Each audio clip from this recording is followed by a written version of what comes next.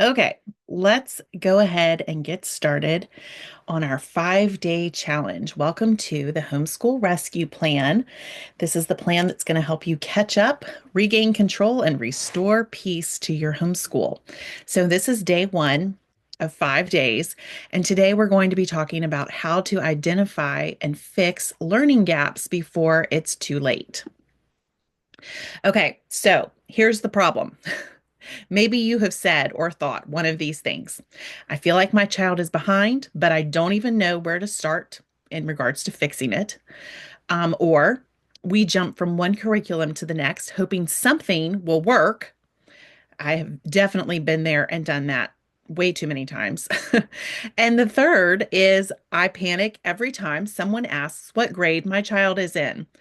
Um, you may not be thinking all three of these, but I certainly have at different points in my homeschool journey. And remember, I've been homeschooling now for over 20 years. I've graduated 3 students, and I am still in the process of homeschooling.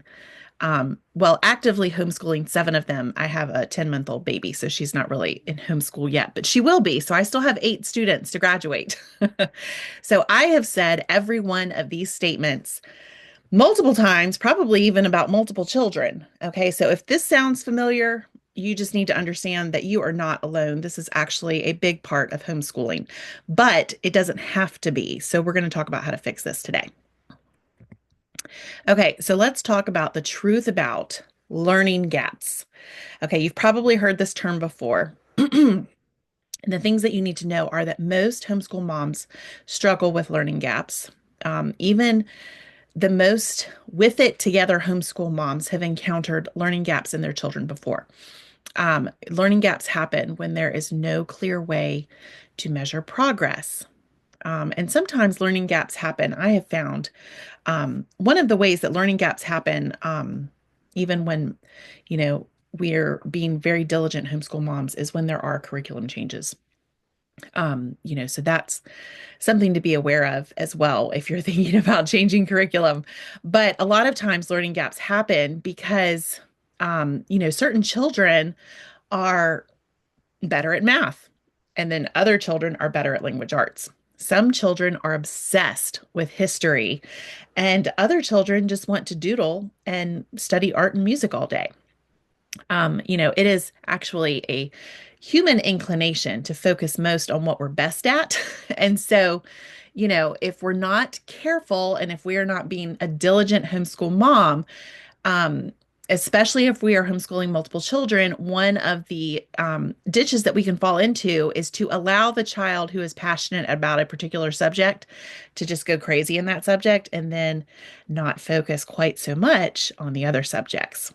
And that is a lot of times also where learning gaps occur. But the good news is you can fix learning gaps quickly and effectively. Okay, step number one to fixing learning gaps is you have to assess where your child actually stands. So, this is just a super quick assessment right here. And I actually have a printout that I'm going to tell you about at the end of this video that you can use to actually dig a little bit deeper. But these are just some quick questions to ask yourself. Can your child read fluently at their grade level? Can they explain what they just read? Can they complete math problems independently? Independently is the key word here. Can they write a full sentence or paragraph confidently? If not, these are key areas to focus on. Now, also remember, this also depends on the grade of your child.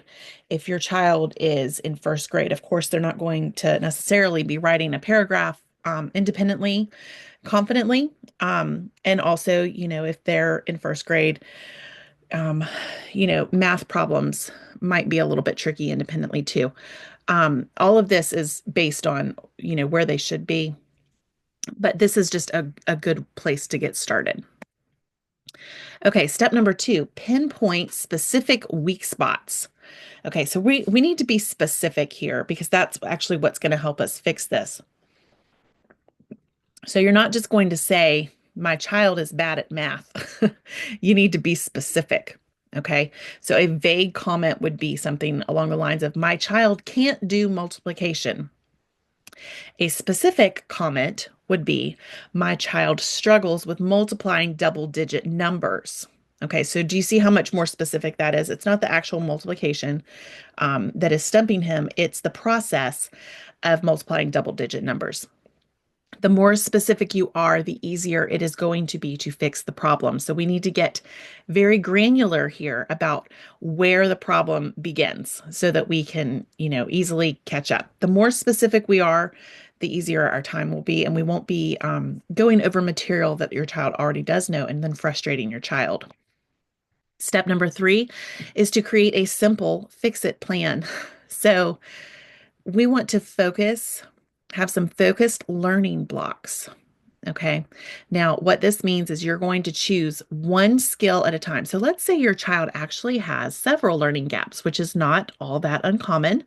So don't panic if that's you. Let's say that your child is struggling with multiplication facts. He doesn't have all of his facts memorized, but he is also having trouble understanding what it means to write a complete sentence. Okay. You're going to choose one of those to work on first, and I would suggest picking the one that will be the easiest to resolve. Choose one skill per session. Use targeted practice, not random worksheets. So you want to make sure that what you are using to catch your child up is actually focusing on what they're having trouble with.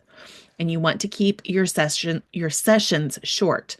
30 minutes maximum for deep focus. Now, I would say that for girls, doing a 30-minute focus session is just fine. If you are dealing with boys, you may want to do 2 15-minute sections or 3 10-minute sessions, because a boy's focus is going to be naturally a lot shorter than a girl's. And so if you really want to help your child progress as fast as possible, then you need to take into account their frame.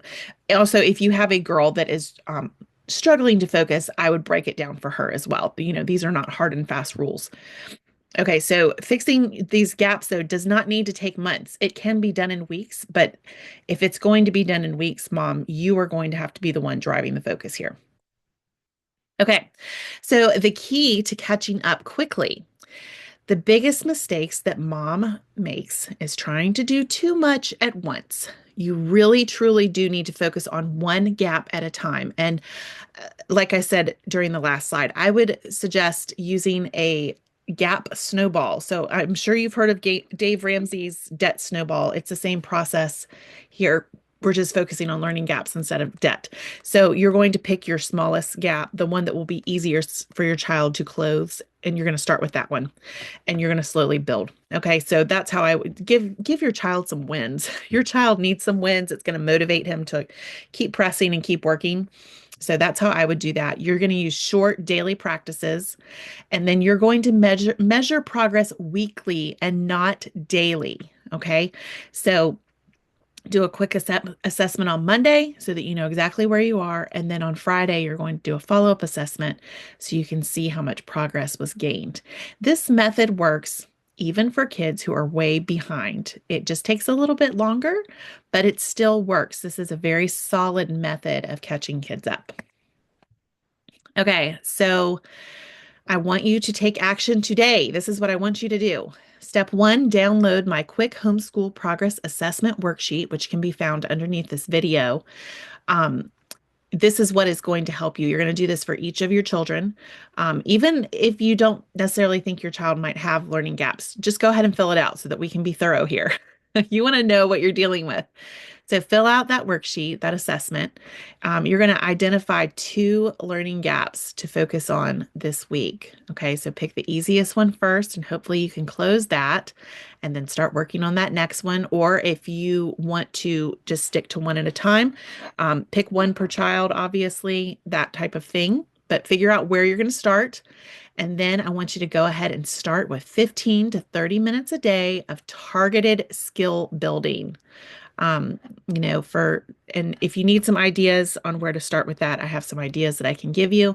Just reach out, but you're going to be taking small, consistent action, and it's going to equal big results. Okay, I will see you on day 2.